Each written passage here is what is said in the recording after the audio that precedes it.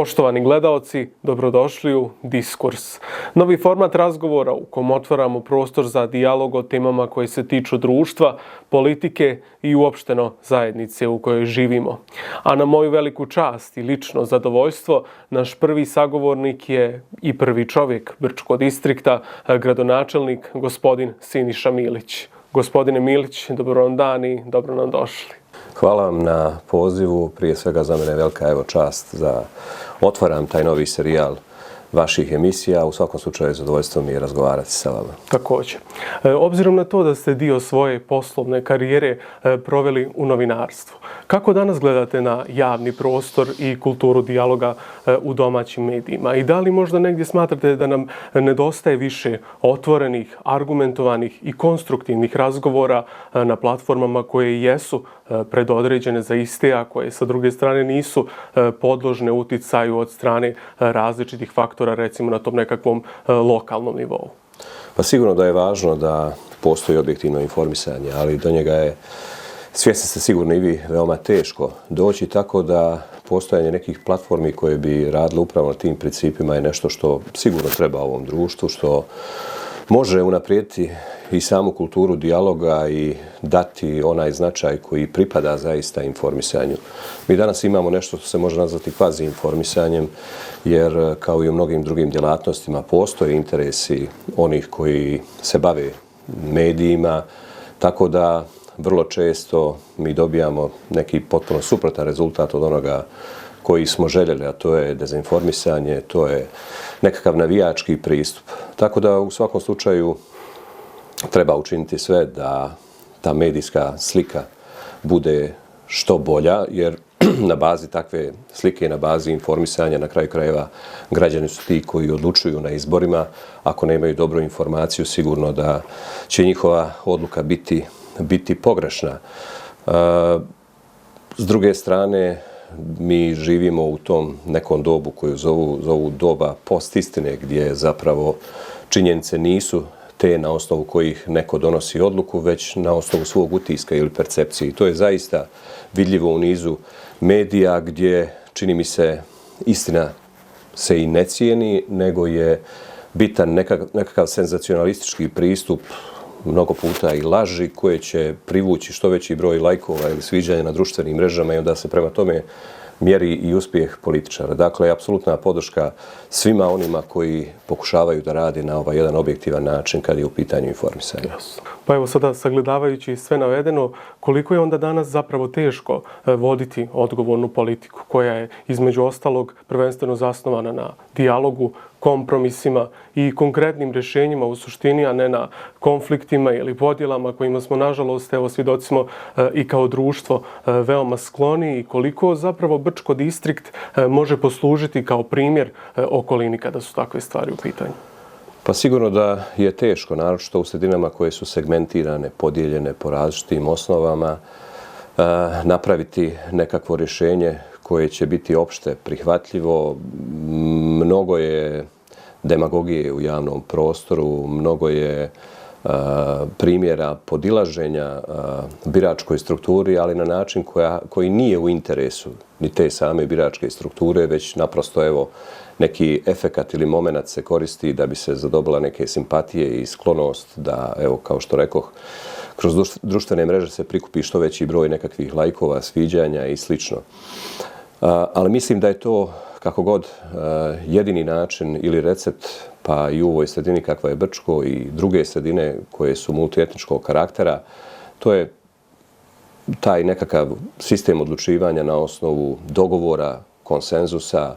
Znači, nekada to, ja kažem, zna i da frustrira ako stojimo u mjestu, ako neke odluke nismo u stanju da donesemo, ali ja mislim da je to ipak za ovu sredinu i za sve druge sredine mnogo važnije da se možda i duže dogovaramo, ali da rješenje koje donesemo bude opšte prihvatljivo i da bude u interesu svih. Mi u Brčkom nastojimo da se ponašamo na takav način, naročito u posljednjih godinu, dvije dana.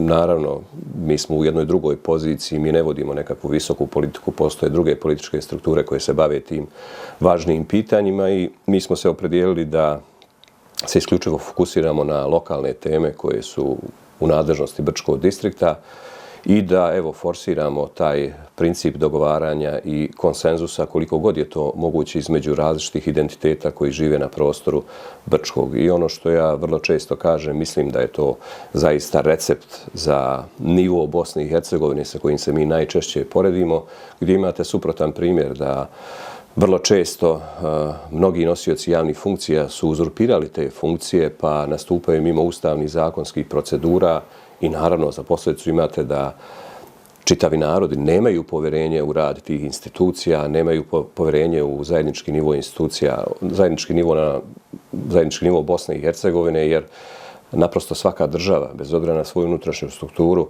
počiva na autoritetu institucija, dakle tamo gdje ljudi ne mogu da se poistovjete, gdje ne mogu da steknu utisak da te institucije rade i u njihovom interesu, za posljedicu imate nepovjerenje, a onda i nefunkcionalnost sistema. Sve to suprotno mi pokušavamo ovdje da u Brčkom implementiramo uz sve teškoće, činjenicu da je ovo i dalje podijeljeno društvo, ali evo čini mi se da nam u zadnje vrijeme dobro ide. Tako je. Nedavno smo obilježili 9. januar, Dan Republike Srpske, a nažalost paralelno sa tim svjedočimo izuzetno složenim političkim procesima koji se vode protiv njenih institucija, odnosno prvenstveno protiv institucije predsjednika Republike Srpske. Kako vi vidite položaj Republike Srpske koja se nalazi u takvim okolnostima i kako na sve te procese gledate iz ugla gradonačelnika Brčkog distrikta kao posebne administrativne cjeline? Brčko distrikt je specifična jedinica lokalne samouprave, njen pravni i politički status donekle je modifikovan arbitražnom odlukom, ali ne u tolikoj mjeri da bi on lišio Republiku Srpsku njenih relevantnih ili legitimnih interesa na ovom području, niti je on u takvoj mjeri da bi građani Brčkog distrikta, državljani Republike Srpske, bili lišeni osjećaja pripadnosti jedinstvenom političkom korpusu državljana Republike Srpske. Prema tome, mi smo tu negdje između i naravno da imamo pravo da obilježimo sve one datume koji snažno afirmišu istoriju i identitet Srba i na ovim prostorima. Napomenut ću, dakle, ja sam se vrlo dobro raspitao, odluka Ustavnog suda je implementirana time što je iz Zakona o praznicima brisan 9. januar, prema tome odluka Ustavnog suda se odnosila na taj normativni dio. Pitanje obilježavanja je faktički čin individue i kolektiviteta koji ne potpada pod bilo kakvu krivičnu odgovornost. Dakle, mi imamo pravo da obilježavamo svoje datume i tako se i ponašamo, zaista. I pri tome moram reći da ono što mi tražimo za sebe, apsolutno moramo biti spremni da damo i drugim narodima sa kojima dijelimo životni prostor pod istim okolnostima. Mislim da je to i nešto što bi se moglo nazvati i univerzalnim prirodnim pravom, dakle da svi imaju jednaka prava i kolektivna, i individualna i prema tome ovaj čin je apsolutno s te strane legitiman i ne dovodi u pitanje druge. Kad je u pitanju ova situacija na prostorima Bosne i Hercegovine, tačnije, evo, pomenuli ste već pritisak na institucije Republike Srpske, pri čemu se naročito to odnosi na instituciju predsjednika Republike.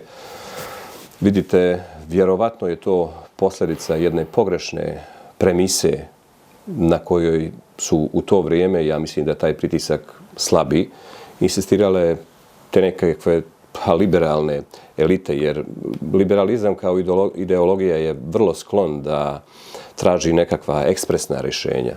Znate, Bosna i Hercegovina je komplikovana državna struktura i nikada, pa radilo se makar i o Miloradu Dodiku ili bilo kome drugom, ne možete odgovornost za nefunkcionalnost, dakle, svaliti na pleća jednog čovjeka. To je apsolutno neozbiljan pristup, ali, kažem još jednom, to je princip rada tih elita koje traže brza rješenja.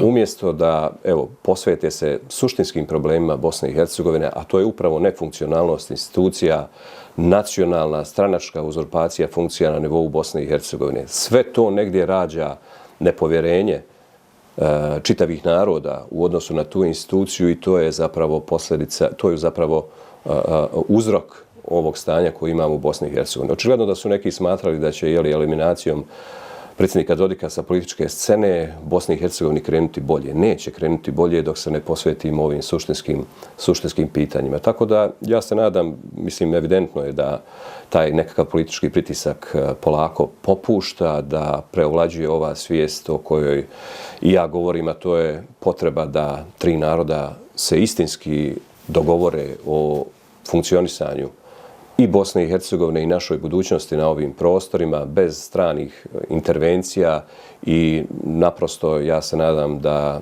se bližimo tom trenutku zaista kada ćemo biti u prilici da jednostavno realno sagledamo stanje u Bosni i Hercegovini i donosimo odluke spram pravih činjenica.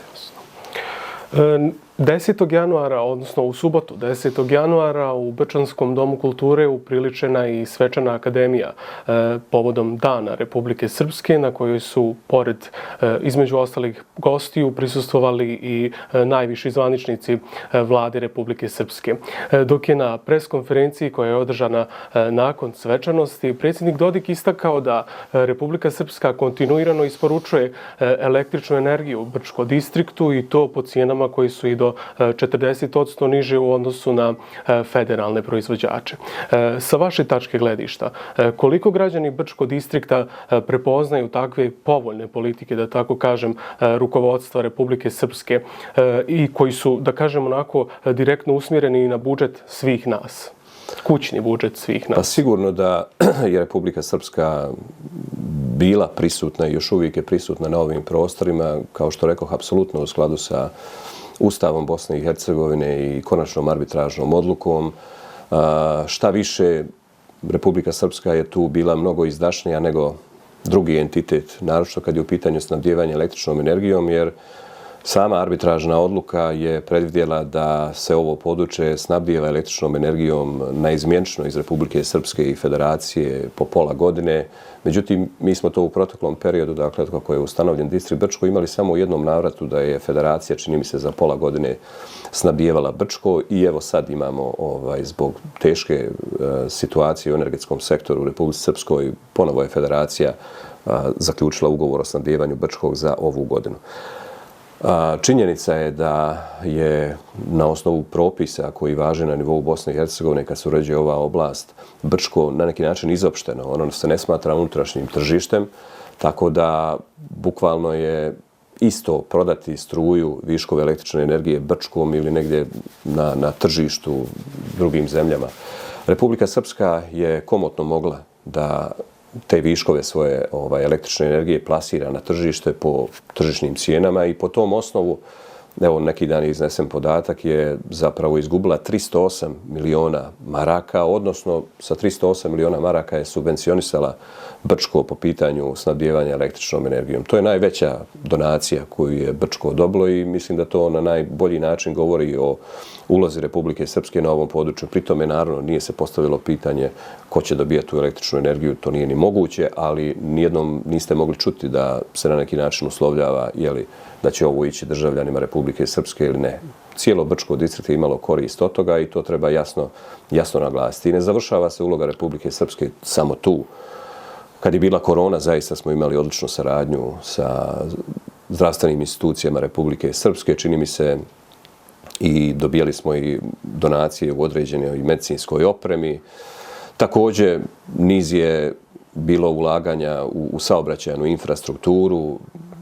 Vrtić u naselju Ilićka je izgrađen na osnovu specijalnih paralelnih veza Republike Srpske i Srbije, tako da mislim da je Republika Srpska sve prisutna tu, ponavljam još jednom, u skladu sa svim aktima koji vrijede na prostoru Brčkog i Bosne i Hercegovine. Također, niz odluke o podršci višečlanim porodicama u Republici Srpskoj nisu isključeni državljani koji žive na prostoru Brčkog distrikta, oni imaju stalnu novčanu pomoć pod istim uslovima, tako da, evo, to su sve neki argumenti. Da li je to dobro prihvaćeno, odnosno da li je u dovoljnoj mjeri?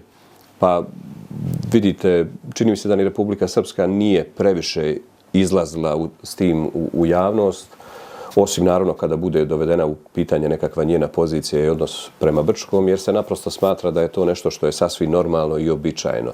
Ja se nadam da će i dalje Republika Srpska da bude na ovaj način prisutna u Brčkom. Naravno, očekujemo da i drugi entitet spram svojih mogućnosti podrži pozitivne procese ovdje i u svakom slučaju to je negdje osobina ili ona odlika Brčkog distrikta da na ovom području se spajaju interesi i dva entiteta, da se realizuju interesi samog distrikta Brčko i možda u tom smislu zaista se Brčko distrikt pozicionira kao idealno mjesto za različite vrste kontakata, sastanaka između predstavnika entiteta. Napomenut ću još samo jednu činjenicu. Mi smo nedavno ovdje imali, upravo kad su bili u toku pregovori oko snabdijevanja električnom energijom, jedan sastanak sa ministrima energetike Republike Srpske i Federacije. Tu su bili direktori 3 preduzeća koja se bave snabdijevanjem električnom energijom, jedan iz Republike Srpske, Elektroprivreda i 2 iz Federacije. Bili su naravno predstavnici Brčkog distrikta i onda se ispostavi na kraju da je to zapravo prvi sastanak te vrste, dakle tog formata koji je ikada održan između predstavnika 2 entiteta. I sastali su se upravo u Brčkom. I čini mi se da ova pozicija Brčkog upravo relaksira te odnose i omogućava ovu vrstu komunikacije. I onda, naravno, pričalo se o problemu snabdijevanja Brčkog električnom energijom, ali neminovno se je otvorilo pitanje čitavog energetskog sistema i problema koje dijele oba entiteta u tom smislu. Tako da, evo, jedna topla preporuka, rekao bi da Brčko i dalje bude domaćin sličnih sastanaka. Jasno. Sada u skladu sa tim ide i naredno pitanje koje je vezano isključivo za Brčko distrikt, odnosno ka istom je orijentisano. Sam Brčko distrikt ima jedinstven ustavno-pravni i administrativni položaj u Bosni i Hercegovini, posebno u smislu poreske politike i zakonodavnog okvira, što ga čini svakako prepoznatljivim i izuzetno primamljivim kako za investitore, tako i za građane koji nam dolaze iz okoline. Kada su u pitanju ti specifični kapaciteti, koliko su oni danas zaista valorizovani kao razvojna prednost, a koliko u određenim okvirima ostaju nedovoljno iskorišten potencijal? Pa sigurno da Brčko sa svojim nadležnostima, činjenicom da je jedinica lokalne samouprave sa vrlo širokim nadležnostima u oblasti zakonodavne aktivnosti, izvršne vlasti, sudske vlasti, jedan manje, rekao bi, komplikovan aparat nego što su to entiteti, a imamo ista ovlašćenja i u oblasti poreske politike pa i svim drugim oblastima gdje je naša nadležnost. To znači da možemo biti jako fleksibilni ili prilagodljivi interesima investitora. Naravno, u nekom proteklom vremenu nije se to dovoljno koristilo, zato ja uporno insistiram na ovoj nekakvoj političkoj stabilnosti, da bude što manje politike, da se što više okrenemo razvoju ekonomije, izgradnji infrastrukture i čini mi se da upravo sa ovim prilikama koje su u Brčkom dosta pozitivne kad je u pitanju ova politička situacija, i te prednosti dolaze do izražaja. Nama se zaista javljaju investitori, vidite i da ima dosta i specijalnih pogodbi kao jedan specifičan način raspolaganja javnom imovinom u funkciji privrednog razvoja. Vrlo često je na sjednicama Skupštine. Gradi se slobodna ekonomska zona Megavern, očekujemo njeno infrastrukturno opremanje, a onda i poslovne inicijative koje će tu zaživiti. Također u najavi je i otvaranje berze, jedne međunarodne, koja će biti sasvim sigurno revolucionarni potez na prostoru Bosne i Hercegovine, jer Sarajevska i Banjalučka berza, čini mi se, postoje samo na papiru, da se neko ne uvrijedi, ali ako Sarajevska berza ima promet 20.000 dnevno, to je potpuno zanemarivo. Mi imamo, dakle, u saradnji sa američkim investitorima, već se radi na izradi zakona, on je praktički i urađen, i imamo da ispoštujemo ove naše procedure kad je u pitanju donošenje tih propisa, naravno štiteći i naš interes, ali i otvarajući širom vrata za rad te berze. I dosta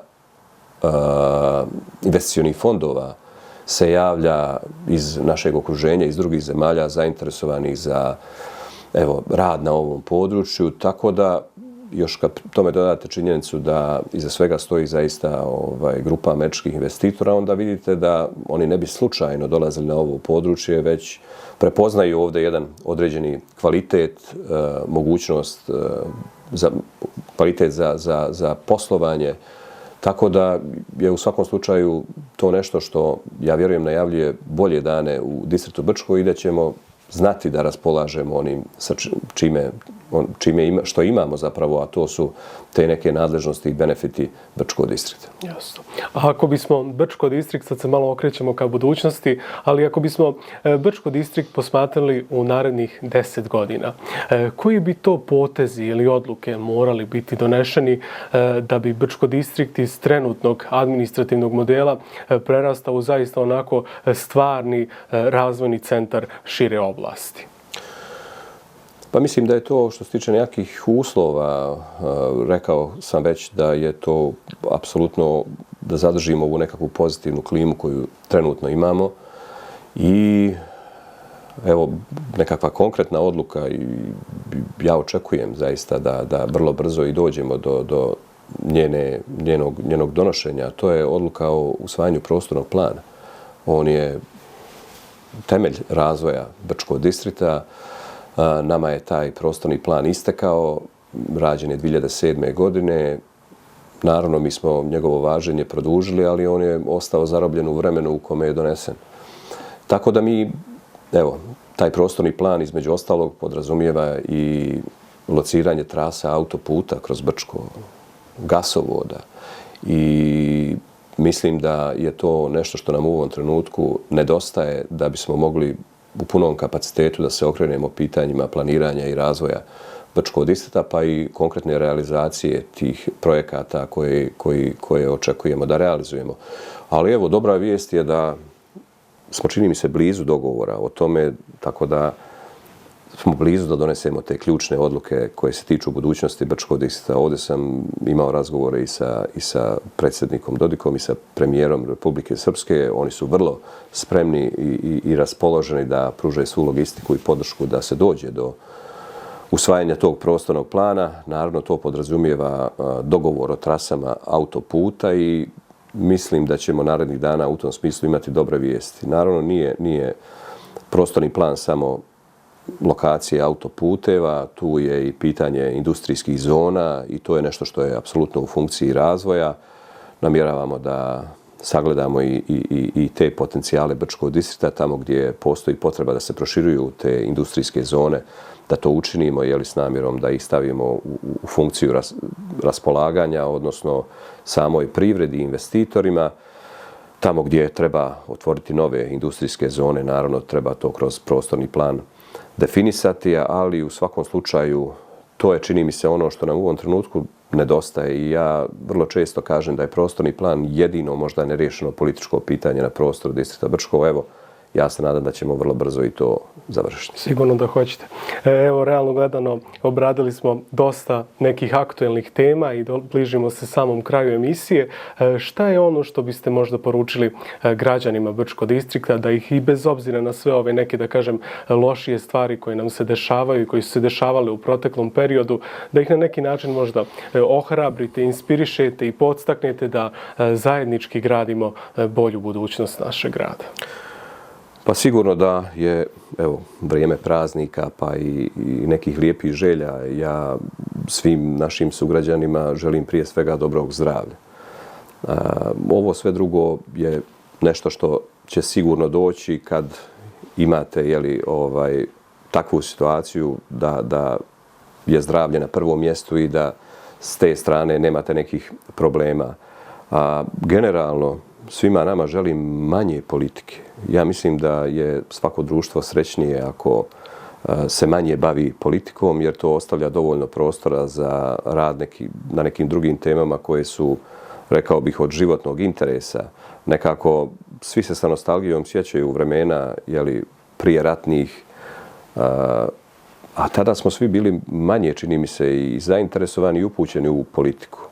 Naravno, nije dobro da nam se to nekad vrati, kao što se vratilo 90. godina, ali u svakom slučaju čini mi se da nekad, koliko god nije dobro da ljudi budu neinformisani, toliko i pretjerana informisanost o politici nešto što opterećuje ovo društvo. Stvara se lažni narativ o tome da je politika ta koja gospodari sa svime, da se o svemu pita i čini mi se da se sužava prostor za nekakav privatni život. Ja, evo, sugerišem našim sugrađanima i svim onima koji nas slušaju i gledaju da se što više okrenu zaista sebi svojim potencijalima, da rade na sebi, na svom nekakvom stručnom usavršavanju i da evo, zajednički kad sublimiramo svu tu nekakvu energiju ćemo napraviti siguran iskorak koji nam je svima prijeko potreban. Mi moramo, i danas je to nacionalni interes i Srba, i Bošnjaka, i Hrvata, zaista da stvorimo uslove za rad i ostanak na ovom prostoru. Tako da, evo, što manje politike, a što više nekakvih životnih tema, to je ono što ja zaista želim i zaista ću se potruditi sa svoje strane da djelujem u tom pravcu. Jako lijepo rečeno, hvala vam na izdvojenom vremenu, a vama, dragi gledaoci, hvala na pažnji, pa do gledanja.